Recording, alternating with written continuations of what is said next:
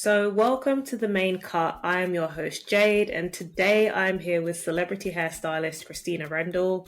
Christina has done a range of work from red carpet looks to editorial campaign work to New York Fashion Week, and she's worked with brands that we all know and love, like Pattern Beauty, African Pride, Carol's Daughter, Adidas, as well as working with the likes of Teyonah Parris, Christina Jackson, Brandee Evans, and many, many, many more.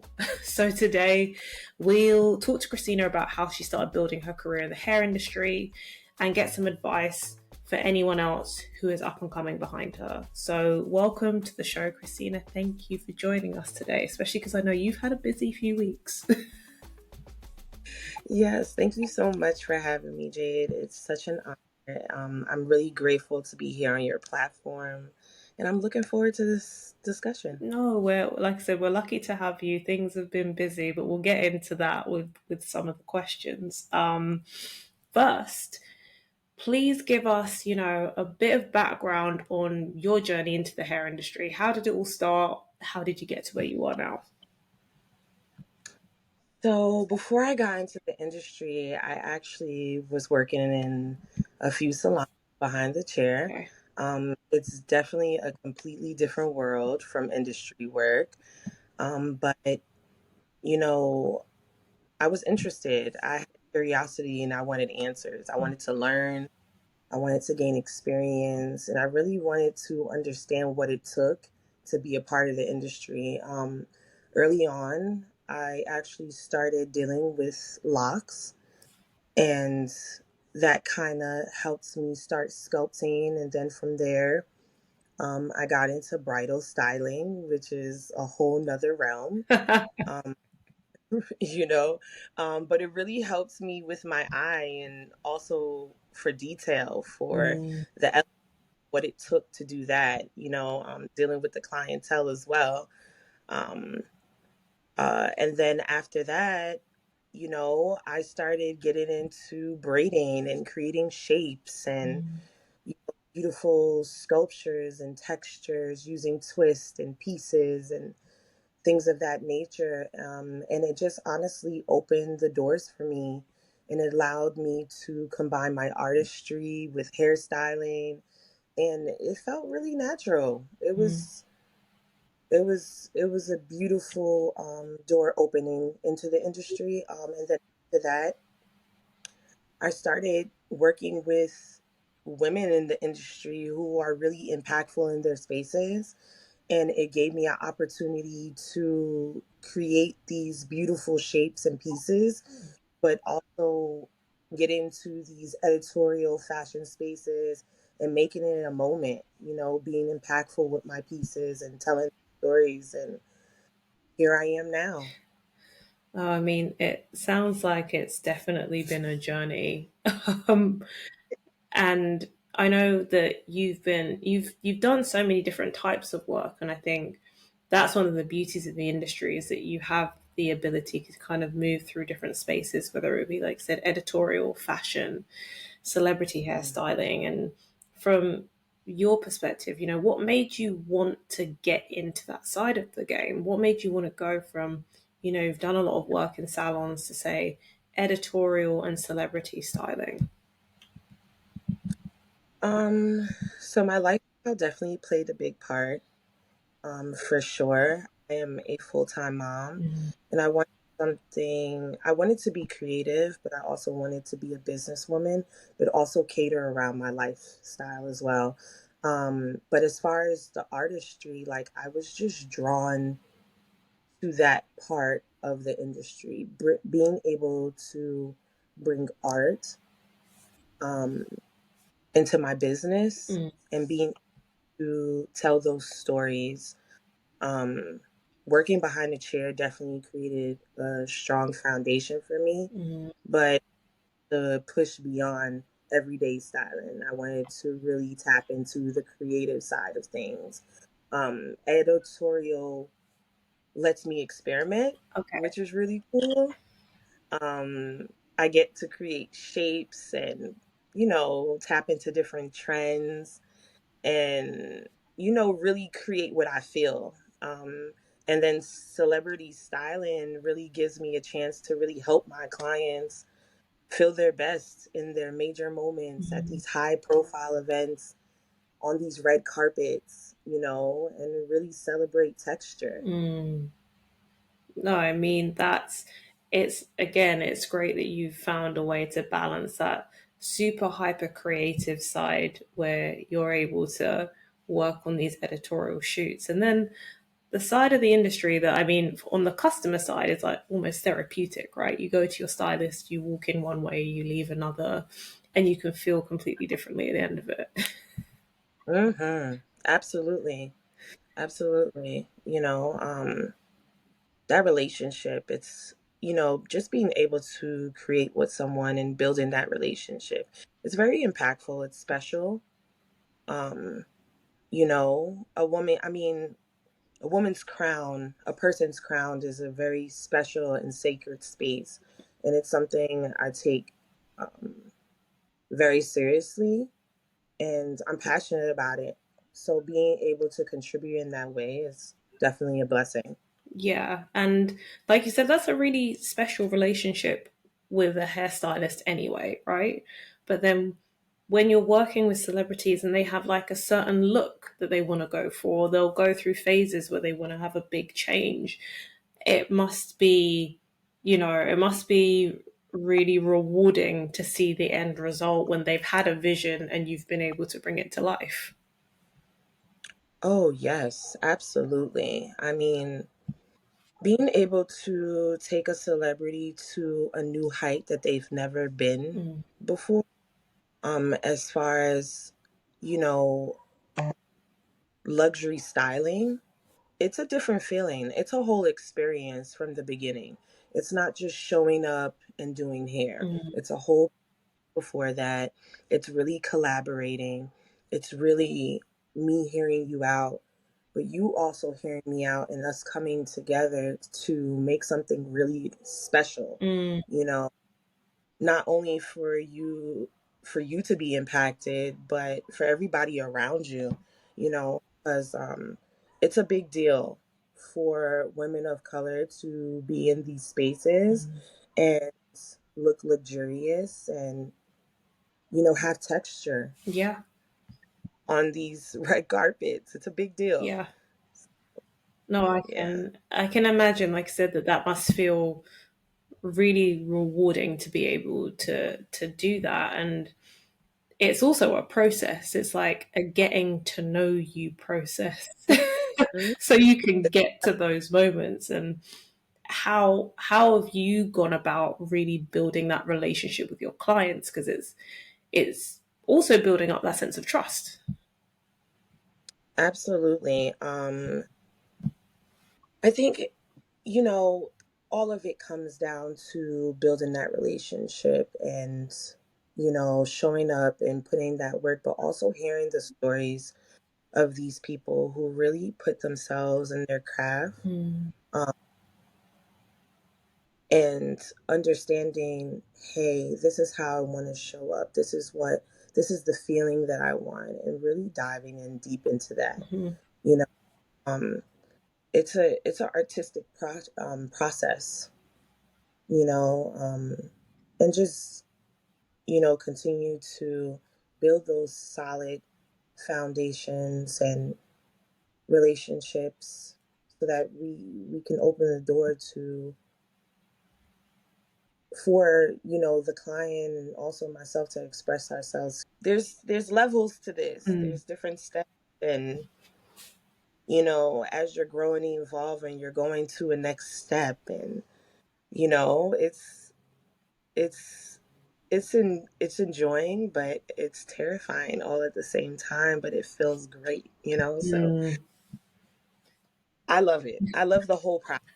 I really do. Now, I love what you just said, that it's enjoyable, but it's frightening at the same time. Like, what is it about being involved in this part of the industry that actually is like really nerve wracking? Because that's good for people to know. I think a lot of people idolize and idealize this side of the industry, which is like great big brands, celebrities, amazing. And obviously it brings huge opportunities, but it's also like you have to be on your A game like all the time. So what is it that makes it like, petrifying or scary sometimes? So what I will say is, I mean, all businesses, right? Mm. There's highs and things that we can be petrified of. But honestly, when I referenced that, when I said that, it was more so personal and my journey. Mm. Um, because what's a mountain if you can't climb it? It's like nothing's too big, Mm. you know, if and it's, I don't want to get too much into this, but, nothing's too big for God. Mm. So that's not the issue. It's those personal mountains that you Mm. have to get through, um, and just work within yourself. Because if that door opened, that means that you are deserving of it. That means that you were meant to be here. Mm. I'm in this place, and it's time to show up and show out. Mm. You know, sometimes you have to put the butterflies and the nerves and all the things aside, and you have to go and handle business. And Mm. that's just that, you know. But, any industry, it can be a scary place, but, Yeah. we all have to climb up the ladder at some point. So you'll just have to go ahead and do it. No, that's really true, and I mean, this kind of ties in with celebrities as well. But you've worked with some huge brands. We mentioned a few earlier, like African Pride, Black Opal, Adidas, and that's a whole other process. So, how did you get involved with some of these brands? Um, Honestly, a lot came down to building those relationships, putting in the work, and just kind of staying true to my vision. I think that it was seen by brands. Mm. It's something they appreciated, and I was able to build connections. A lot of it is word of mouth. Mm. People work. Um, they appreciated it. Recommendations. Honestly, relationships have been the driving force in my career. Mm. And I mean that's important in for all careers. It is a lot of the time not just about how good you are, but who you know, Yeah, and yeah. working on maintaining those relationships with people. So it would be great to know for one of those brands. How did you meet the connection that ended up helping bring you in, and how did you make that time and effort to nurture that relationship? So like African Pride, I would say during COVID, this was a few years ago, Mm. I reached out. I actually I actually was on set working, and a woman came up to me and she was like, "I love the way that you work. I have a who is looking for stylists who specialize in texture. Mm. He may have an opportunity for you. I want to give you her information, and if I could also have your information to pass it along, I would love to do that." And I said, "Absolutely." Mm. And the assistant on set, um, and she came over, and I remember the lady reaching out to me saying, "Hey, I have an opportunity for you." I said, "Absolutely." I literally got on the phone with the producer Wow. the next day. They absolutely loved my work, loved what I was doing. Mm. That one job turned into 4 or 5 more jobs down the line. Wow. Yeah. Wow. And, just showing up, right? And having that consistency. Mm. making sure I'm being of service, not just talking in the room, but also listening Mm. and showing up and showing out every time, but also being authentic. Hmm. I think people love people. They want to know that you're real, you know? So, and relatable. And it was, yeah, that's how I was able to build that relationship. And also with other brands, people, they take heed to what type of work that you do and how you show up, Yeah. you know? So in this industry, I'm really big on work ethic, Yeah. and you never know who's watching. You never know who's in the room. Um, I think it's a saying, I don't know exactly how they say it, but basically you treat the CEO the same way, or you treat the janitor the same way as the CEO, Yeah. and you greet and you respect everyone. So, No, it's really true. And with an industry that is also, again, it's all spaces are about people and connection, like you said, but you also just never know where somebody could be in 3, 4 years' time. And I think it's mhm. like approaching all situations with kindness and thoughtfulness, and like you said, turning up and having the right work ethic. Because what happens is you do an incredible job, somebody will either recommend you again for the same company or maybe for a different one. Mhm. Absolutely. Absolutely. This industry is definitely a driving force off of relationships for sure. Yeah. And it's very much like a combination of the right relationships, turning up in the right way, and then also Mm, taking the time to nurture the relationship, not just reaching out to somebody when you've like see there's an interesting job that they're working on, but making the time and effort to be like, hey, how are things going? You know, making yeah. that intentional effort to check in and see how they're doing too. No, for sure. And in doing that, you build community, which Yes. is beautiful. Community is beautiful because these are the same people who end up showing up for you when you have your first show, or oh, you're having a collab, or some of these relationships turn into close friends and family. So, you just never know. Yeah. And that can make all the difference. It can be one connection can genuinely change the entire trajectory of someone's career. Oh, yeah, absolutely. All it takes is one. All it takes is one. And I mean, saying that, you have just wrapped up with Texture on Set.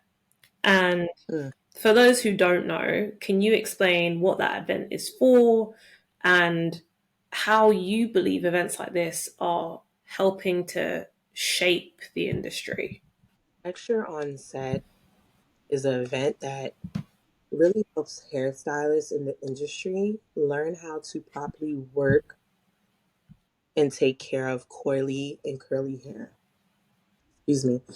Um, in the fashion and beauty industry, it's education, it's luxury, it's textured hair at an all-time high. Mm.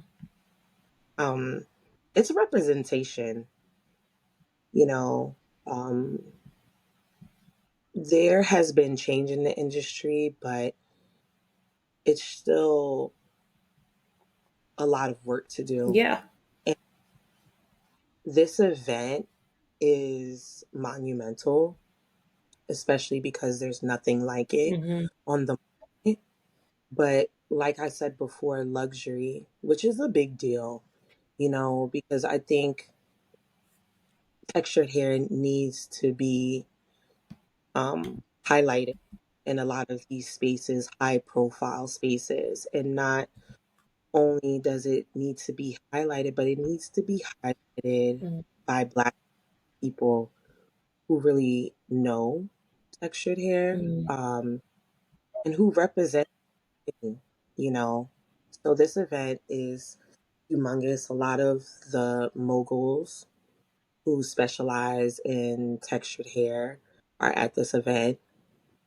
A lot of the hairstylists who want to be educated and want to know how to elevate texture hair are at this event. Right. A lot of the brands who know the movement and want to support the elevation of textured hair are at the event. So it was definitely amazing, the thing to be at for sure.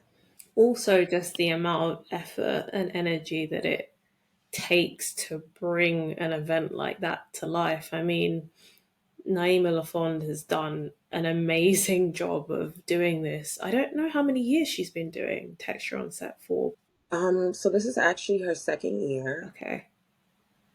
I have been blessed to be by her side um, through just some of the process, a small piece of the process, but plays such a big part for 2 years now. 2 years now, and it's. I mean, went from one level to the next. I mean, skip, uh, skipped a whole bunch of levels. Wow, wow, impressed. Oh, Wow.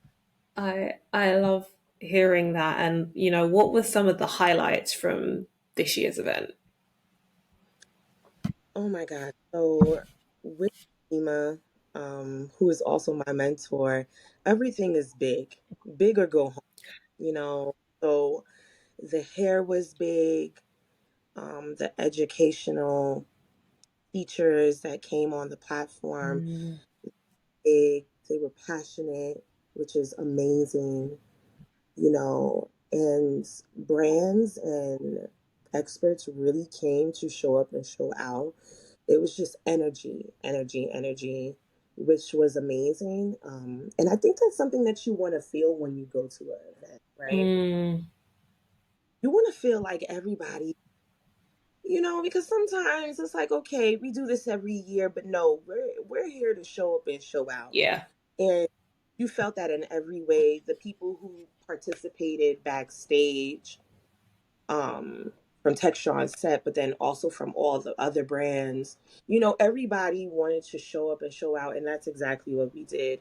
But the highlight for me was definitely being able to be on stage with my mentor Mm, and another one of my Black on set sisters, and doing the 5 minute segment with her because it's such a big show. Um, and it's something that she's done all over the world. So mm, being able to her show that she founded on stage with her was mm. humongous, and I hold it dear to me. So that was my highlight for sure. No, Definitely. that's like so lovely to hear. And you've touched on it a little bit, but I think there's a lot to say about other stylists and mentors playing a role in building up or helping to build up someone's career. So how have other stylists and mentors helped you to do that? So what I will say is, early on, I didn't always have a mentor, but I've always had the opportunity to research. I've always had curiosity and just being able to have access to other stylists, whether it was through the internet, whether it was through a book, whether through assisting or a personal relationship.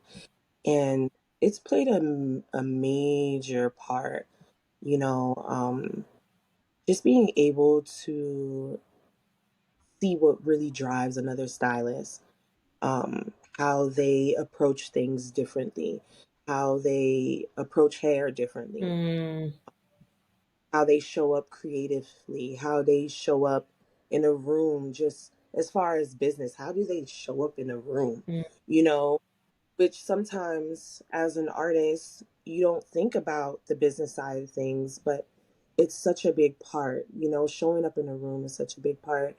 Um, so watching and working alongside these talented stylists have definitely helps me a lot because I'm able to pick and pull Mm. those qualities that I really want to, you know, uh, tap into myself. And then, being able to have a mentor, but not only because having a mentor is definitely personal. Mm. Um, for me, I'm not going to say for everyone, but for me, it's definitely personal.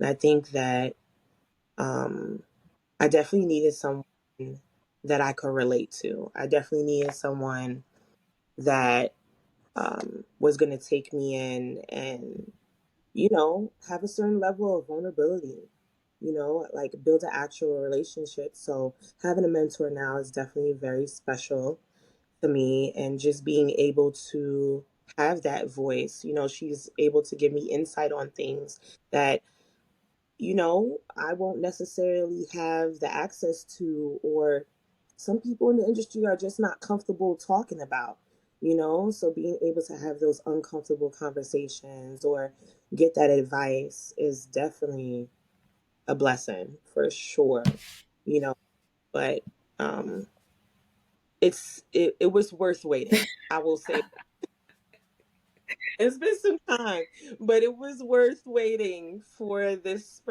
special connection for sure. So I'm grateful. No, I mean, I agree with you that mentors, it's as much having the right person, like having the right connection with that person, as it is having the right information. You're right. Because then you'll receive it and use it so much more when there is a genuine kind of connection between you and the person that's mentoring you. It feels more meaningful, right? No, for sure. And I think with mentors, you know, it also puts you in a position to say the things that are unsaid, right? Mm. But also as a mentee, you have to be able to hear the things that you don't necessarily always hear, Mm. um, and take heed to what's being said.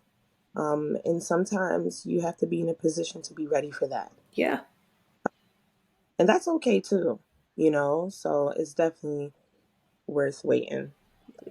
it is, and mentorship isn't just about people building you up in terms of making you feel more confident and more sure of yourself. It's also knocking some of the bad habits out of you too.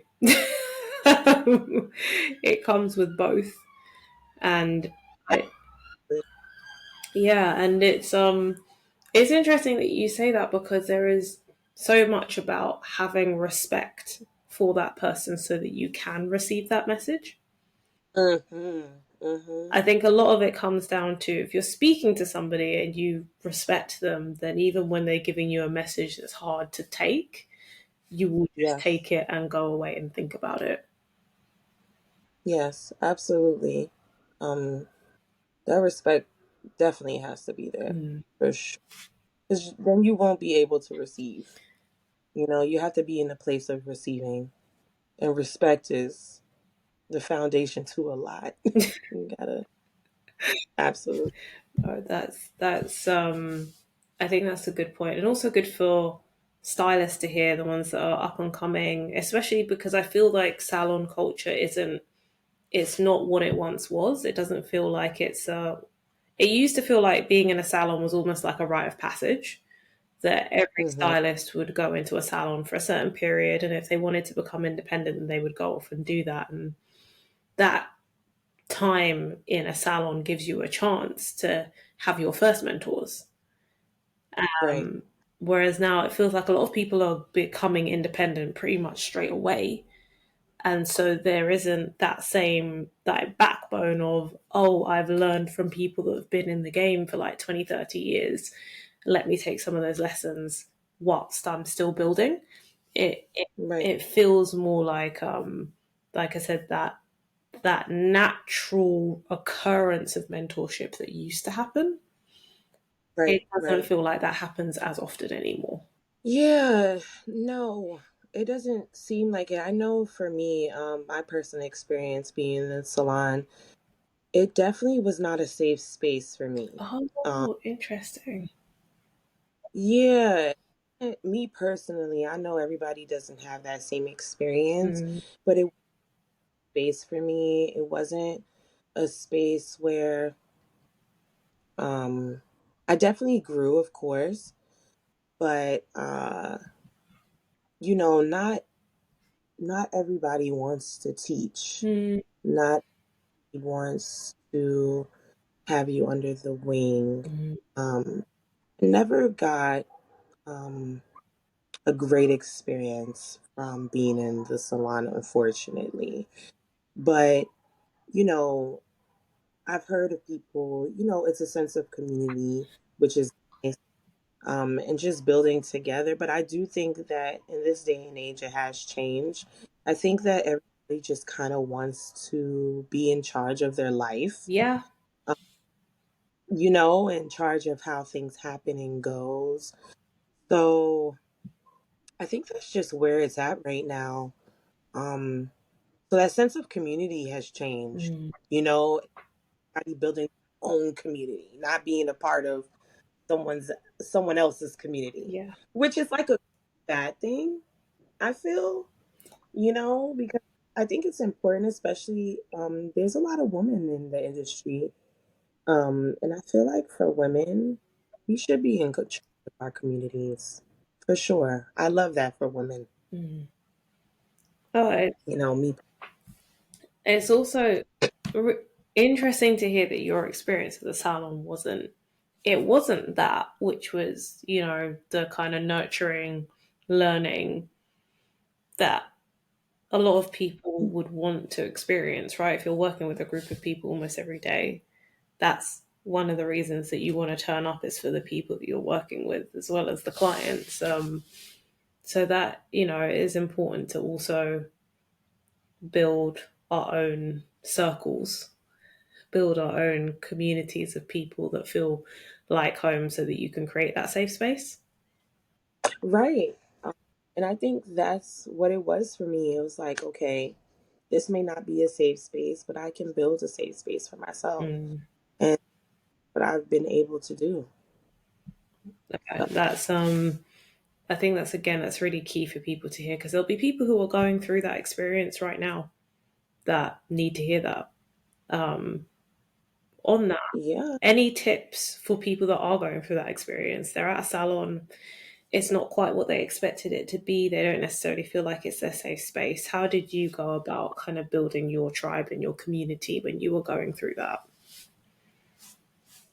Um, Honestly, uh, curiosity has really been my driving force. It really just has been because I always, for anybody who has a fire lit inside of them and you remotely want anything more than where you are, keep on looking for answers. Mm, Keep for answers and finding your people, and when your people come, you service them, you show them love, and they're gonna want to hold on to you too. mm, And you should never be afraid to start over again.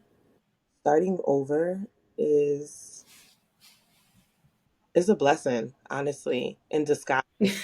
Um, and understanding, hey, this may be my clientele today, but this is what I want. What type of clientele do you want? mm, Do you 100 girls paying $10, mhm, or do you want 50 girls paying 100? mm. What type of person? What type of stylist do you want to be? How do you want to show up? You know, and don't be afraid of finding your people. They will come as long as you're searching for them. They will come. It comes with boundaries and knowing what it is that you want. Mm. You know, have that light in you. Go for it. Go for it. Because this industry is a $1 billion industry, and it is enough for us all. Yeah. Go and get it. No, I think that's really important to remember because it's like there's billions in the hair industry. And that's just like hairdressing alone, right? If the average, I calculated this the other day. Like, if on average, I might spend about £1,000 on my hair a year, and that's like hair appointments, hair products, everything else Okay. in between. And that was me kind of also being a bit generous because I was guesstimating some of it, but it's probably a bit more than that. And I just think when we have those spending habits, we know those spending habits are there. Hair is a huge part of our culture. It's what it the need and the desire for a great hairstylist isn't going anywhere. There is room for everyone. There is It's space for everyone. yes, more than enough space. And when they tell you there's no space, you take up more space. Okay. I love that because there shouldn't be there really shouldn't be kind of a almost like crabs in a bucket mentality where there's Mm-mm. internal fighting for space. No, absolutely not. And sometimes it can feel like that because we're in our communities, and sometimes it's like that local hairstylist who blew up, Mm, or that, so it can feel like that for sure, especially when you don't have the answers, but that curiosity that just won't let you stop mm, feeding it. You got to keep on feeding it for sure. yeah. And you also touched on something really important a bit earlier on the the fact that when you have mentors, you have a chance to learn about the business side of being a Hmm. stylist because there's so much more to being a stylist than people think. You are running your own business and being the creative at the same time, which is a challenge for a lot of people. So how have you balanced that as you started to build out your career? um yeah, so being a stylist is definitely one thing, being an artist is one thing, but running a business definitely takes leadership, strategy, financial awareness, Yeah. education, and just educating yourself on managing, branding, your client's experience. You know, all of this is definitely help you build a strong foundation. But also creating systems, like systems, just being an entrepreneur, Mm. right? This is not even like just stylist, but just being an entrepreneur, creating systems for yourself. Because we're not like everybody else, you know? No one's telling us to get up. No one's telling us the goals. We have to create those systems for ourselves. So create that are really solid and that are going to stick. But most importantly, having people around you that influence you in such a positive way, right? Community is everything too. Like, am I showing up? Of course, but who am I surrounding myself around? Mm, What rooms am I showing up in? How am I showing? mm, But all of this plays a huge part in business. But systems are like everything, everything. An entrepreneur. it's true, and I mean, we all have to figure out what systems work for us. For me, it's been again very different role because I run a tech company, so this is not the same as being a hairstylist. But for me, time blocking has saved my life because if I don't time block to do things, they will never be done. um, so if you could, say what is like the one business slash life saving system that you've created for yourself, what has that been? Oh, oh me.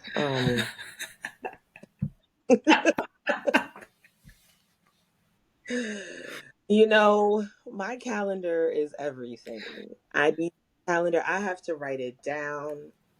I am a full-time mother. Three beautiful children, and that is a job in itself. Mm, So my personal life and then my business life in one calendar is everything. mm, I need, if I'm not writing it down, it doesn't exist. yeah. So it's my process. I find something out, I write it down. That is my system. I stick to it. I know my schedule, and that is that. You know, so definitely scheduling is a big part for sure. Um, what else would I say? Uh, and just like making sure I'm taking picture of all my receipts, Mm, you know, mm, and just keeping note of everything, mm, like all the things I'm purchasing and the parking and the tolls and all those things has definitely been a lifesaver, especially around, that time of the year. yeah. So I appreciate that big time. Um, but then also it's like my small systems of what I need to show up in a room, Mm, like what I need to be 100%, yeah. you know, and that's a process too, prepping my stuff, making sure I'm prepped the night before or nights before for whatever it is that I need. Um, Making sure that I'm just emotionally where I need to be and just level headed, relaxed, ready to walk into a room. Mm, You know, some days we're not always ready to walk into a room, but we got to get ready. So that's a process in itself as well. So, yeah. no, that's very true on all fronts. Like you said, having those systems and just understanding how to create systems that work for you. Absolutely. It's a big it's a big part of the process of understanding how to run a business because eventually what you want to do is build it up to the point that you can hand some of those systems over to other people. Yeah, absolutely. And that's how these corporations have done it. They built that beginning to end so that other people can come in and follow Yeah, that same. So it's the same thing, you know.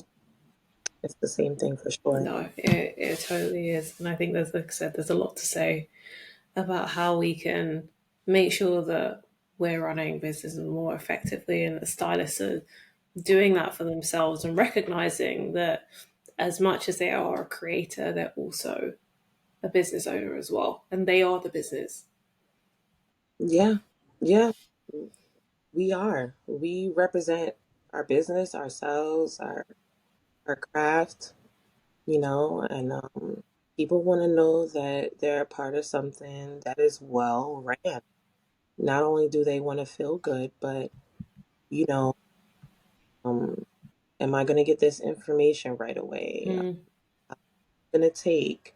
How long is it going to process? Can I communicate clearly with you? mm, You're able to tell me how I need to show up, what it is that I need to do, and so on and so forth. But from every perspective, from the client to me, asking those questions not only for myself but also for my models. How do they look? I want to see their hair texture, the color of their hair. I want to see their profiles. mm, I want to, so all of these things play a part, especially in the line of work that I do, yeah, for sure. It's the whole system. yeah. And it's like I said, it's creating those systems, maintaining them, and then eventually being able to have people come in and help you to keep them in check too. So it's so important to do that. And the textured hair space is massive. It's like we said, multi-billion-dollar industry. And when you have an industry of that size and so many different parts within it, whether it be products, stylists, education, distribution, Mm-hmm. that comes with a lot of opportunity, but opportunity also comes with problems. um, so, what are some of the biggest problems that you're seeing in the textured hair community right now, and how do you think we can start to fix that? Um, so the textured hair community, I would definitely say like there's a lack of education, representation, in a lot of these high fashion and editorial spaces. There are also too many stylists, who don't know how to work with textured on a professional level properly. Mm, Unfortunately, because I am a hairstylist, I'm also able to build relationship with these models, and it's personal because I'm working on their crowns, mm, right? So not only do I hear the story of stylists, but I hear the stories of models as well, and their experiences, and it limits their opportunities because someone doesn't know what to do with their mane. yeah. But it also limits opportunities for black and brown stylists as well. You know, oftentimes we're hired as assistants Mm, mm, instead of giving instead of being given the chance to lead. Um, but we're already doing the work. We're already showing up. We're already showing everyone that we're more than capable. We're deserving, and it's really more than time. It's way overdue for us to receive those opportunities for those major projects, um, that can be recognized at the highest level. Like, we shouldn't be waiting. mm. You know, it's now, and we've done the work. Yeah, We know it. You know, so that education and representation for sure, yeah. for sure. No, and I hear you on both fronts because on, like you said, one has a domino effect on the other. If you don't have enough people who are educated, who know what they're doing, then it's really difficult to get more representation out there because it just feels like in those situations the hair is blamed instead of the lack of education. Mhm. It's usually present, and I don't know if this has been your experience, but I find it's usually presented as, oh, this is like too much, too challenging, too difficult, so let's just not. Versus saying Mhm. we need to go out there and figure this out because it's actually just hair growing out of somebody's scalp naturally. Yeah, and it's just like textured hair is so dynamic. Like, there's so much that can be done with it. Mm, It can fill, it can curl, it can wave, it can straighten. Um, it's so many things that you can do with textured hair. So it's like, am I not, um, what's the word I want to use? Maybe I can use diverse. mm, Am I not diverse? I am. I'm international, actually. mm, Uh, I can do anything. So why why see me in this box? mm-hmm, See my hair, you see a box.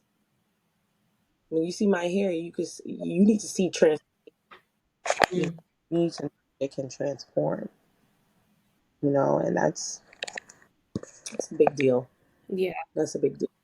it's definitely that ability to see all of the things that it can do versus seeing it purely as a challenge that can really transform, or it does, it really transforms and changes the way that that entire interaction happens. It changes the whole dynamic of the situation when it's like, look at the opportunities versus, oh yeah, this feels like it's, like I said, too much or it's too stressful because of a lack of education that's going on.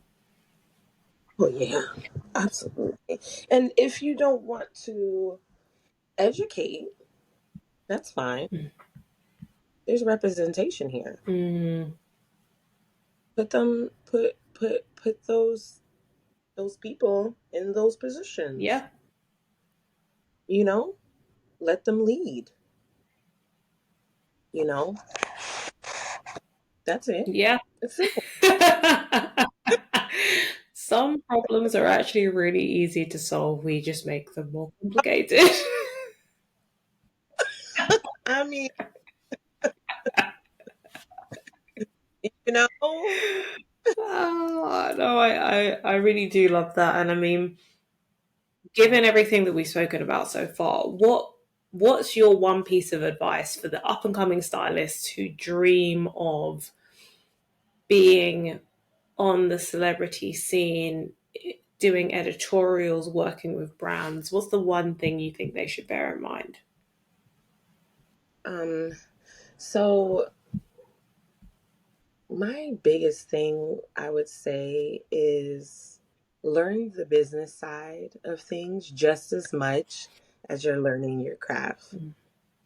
Mm. Being a great stylist is definitely one thing for sure, but being able to show those leadership qualities and, you know, take care of the financial side of things, um, just to move the business side of things, make it a driving force, right? You really have to work on that. Um, because being a great creative is everything, but there's so many other pieces Yeah. that are a part of this. And those are the things that you really have to tap into for sure. I don't know if that answers your No, question. it does. Like you said, it's about balancing that creative with the business side and spending as much time on understanding how to run a business as you are on, like I said, learning your craft and becoming a better stylist, because really your career is dependent on both.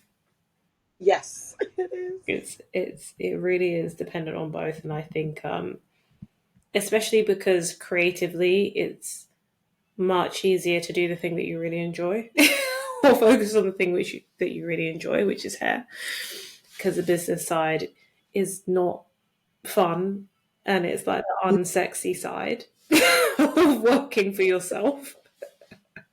Oh, absolutely. And it was like a shock for me, because even working in the salon, depending on how it's ran, Mm, you things you don't necessarily have to deal with.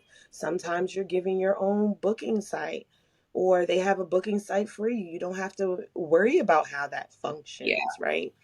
You don't have to send out emails. You don't have to reach out to people, Mm, you so on and so forth in some instances. Um, so it's like once you start really tapping into all of those things, you're like, oh my gosh, wait, I have to do all of yeah. this. I have to build, well, you don't always have to build a site, but you know, but it's always smart to learn how to do some of these things as well. Mm, Stores, you want to learn all the things, absolutely. And it's like, wait, I'm not just doing hair, I'm doing everything. yeah. You are the marketing manager, the admin assistant, the the finance person. You are Right. everything.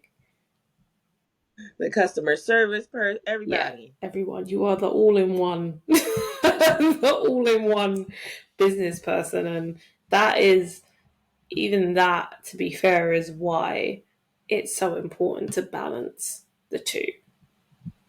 For sure. Because what For sure. people will come because they know that you're an incredible creative, but what makes people stay is often a lot of the business side of things, like you said, customer service. Mm-hmm. Mm-hmm. How do you make them? How do you make them feel? How do you Yeah. turn up professionally for a brand?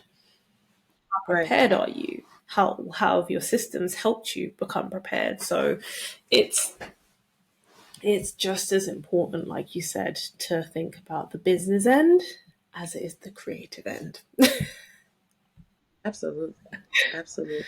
I mean, it feels like time is flying because we're on our last question already. But given all of the things that you've been working on lately and all of the things that you have worked on, period, I can imagine that it must be quite busy with the number of projects that you've been involved with. So, what's next for you?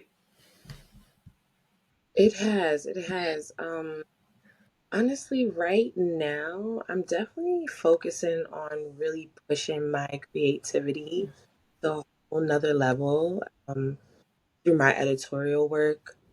So I'm really focusing on creating some really dope collabs. Mm, I've already um they haven't came out yet, but I'm really excited about that. nice. But working on some more amazing collabs, and just just bringing some more texture, some more luxury hairstyling, and just bringing it to these spaces.